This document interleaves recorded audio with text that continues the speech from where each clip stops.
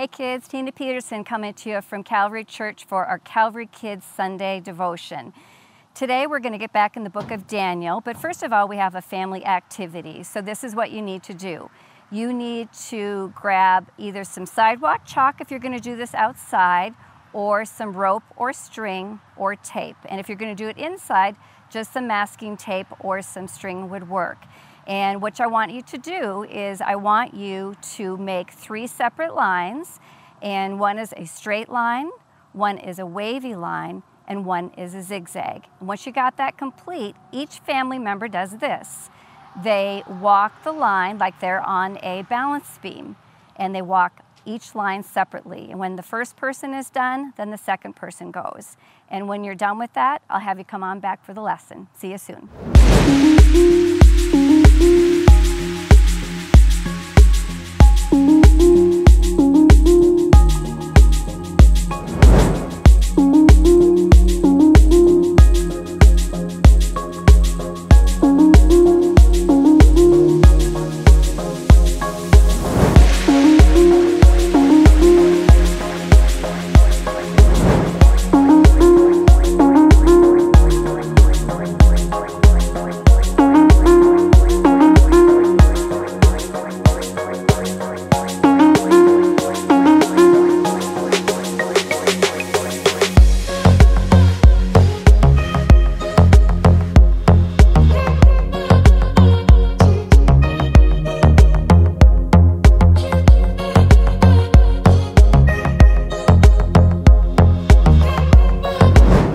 And parents, how was that activity for you?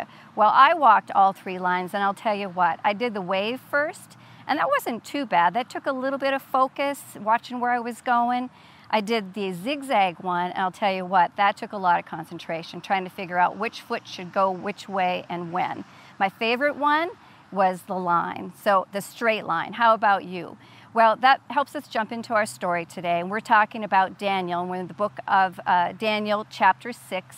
And he walked a straight line, Daniel did. And what that means is he did good things. He was an honest guy, he had leadership abilities, and he was known for that. So they said he had a good reputation. And he did that because he trusted and he obeyed God. And he prayed with him and he stayed close to him. So if you remember last week, we talked about King Nebuchadnezzar and how Daniel worked underneath him. And he had such a good reputation that the king called on him to interpret some of his dreams. So Daniel did that. He told the king what his dreams meant, and that came from God as a piece of correction, but the king disregarded that advice, and it didn't turn out so well for him. So now we jump to Daniel being with King Darius, and King Darius was a ruler over the city of Babylon, and he was in a process of reorganizing the city. And he named 3 men to be leaders over the city and over the king's belongings. And they were working together on an equal playing field. And then what happened was the king could see that Daniel had some really good qualities. He just had this, what we call, really good reputation. And because of that, King Darius went to Daniel and said, I want you to be over the other 2 men and everybody else. So think about this on a scheme of a level for you guys. Let's say you're at school and you're in a school project and there's 3 of you and you all are equal. You're working on the project together, all equal tasks, and then all of a sudden your teacher sees something really special in another one of your friends on that project. Let's name him John. So she goes to John and says, John, you're just doing such a great job. I want you to be in charge of your other 2 classmates on this project. Well, you can almost think about how that might feel, right? We might feel a little jealous. We might get a little mad, a little bitter, because what makes John so special and doing things that we were doing as well. So anyhow, that's what happened with Daniel. The king made him boss over these 2 other men and everybody else. And these 2 people and others, they got jealous and they got bitter and they schemed to get Daniel in trouble. And what they did is they went to the king and they said, I think you should make it a law that we should only pray to you because you're the king.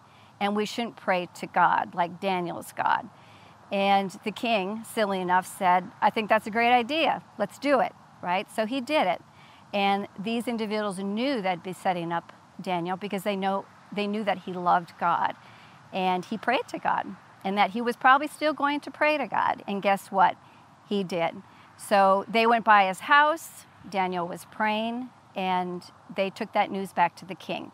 And take a look at this quick little cartoon. We're going to see what happened. Stories of the Bible. Daniel in the lion's den. This is Daniel. Oh, hey! Who was a Jewish man who was taken to Babylon when he was very young. Yeah. Daniel loved God and followed God's rules. He talked to God 3 times a day and asked God for help often. Daniel served in the Babylonian king's court for many years. Yeah, I know him. And under many kings. Hey, Daniel. Daniel always proved himself to be more capable than all the other court officials. Thanks. Well, anytime. Daniel was serving under King Darius, and because of his great abilities, the king made plans to place him in charge of the entire empire. Wow, okay. The other court officials searched for some fault in Daniel, but they couldn't find anything wrong with him. He was faithful, responsible, and completely trustworthy.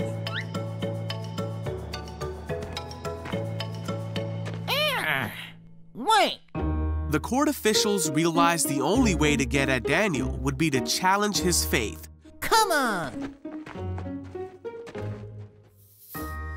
So they went to King Darius Excuse me, Your Majesty. and advised him to make a law that for the next 30 days, any person who prays to anyone except King Darius will be thrown into the lion's den. I like it. King Darius signed this law, and once a Babylonian king signed a law, it could not be overruled. When Daniel learned of this law, he went home and knelt down, as he always did, to pray in his room with the windows open towards Jerusalem. He prayed 3 times a day, just as he always had done, giving thanks to God and asking for his help. The officials went to Daniel's house and found him praying. Gotcha! They went to the king and reminded him of the law. I remember. Well... Then they said that Daniel had been found praying to God 3 times a day. What? When the king heard this, he was very upset, Get over here. and he spent the whole day trying to think of a way to save Daniel. Wait, what? By that evening, the court officials came back to the king and reminded him that no law signed by the Babylonian king could be overruled. So at last, the king gave orders for Daniel to be thrown into the lion's den. The king said to him, "May your God, who you serve faithfully, rescue you." Then the lion's den was sealed shut with Daniel inside. The king spent the night fasting and couldn't sleep. Then very early in the morning, the king hurried to the lion's den. He called out, Hey, Daniel. "Was your God able to rescue you from the lions?" And Daniel answered, "Long live the king! My God sent his angel to shut the lions' mouths so that they would not hurt me, for I have been found innocent in his sight." The king was overjoyed and ordered that Daniel be taken out of the lion's den. Then the king ordered the men who had schemed against Daniel to be thrown into the lion's den as punishment. Daniel was safe. There was not a scratch on him, for he trusted in God.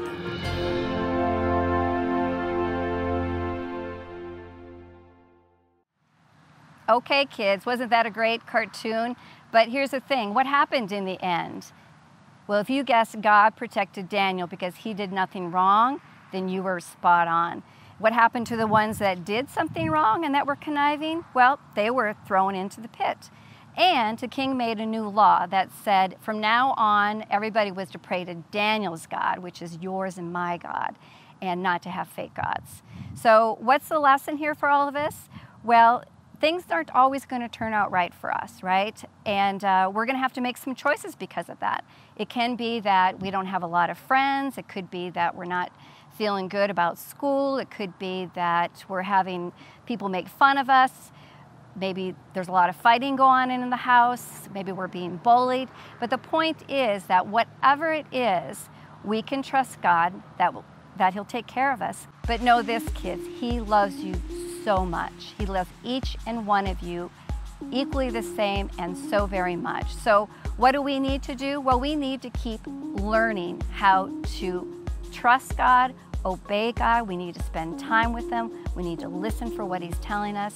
And as we do that, that obedience piece, it just comes easier for us so that we will making the right choices when some wrong choices present to us. So we want to be like Daniel. We want to walk that straight path and grow in our trust and our obedience to God. So that's it for us today, kids. We'll see you next week. Take care.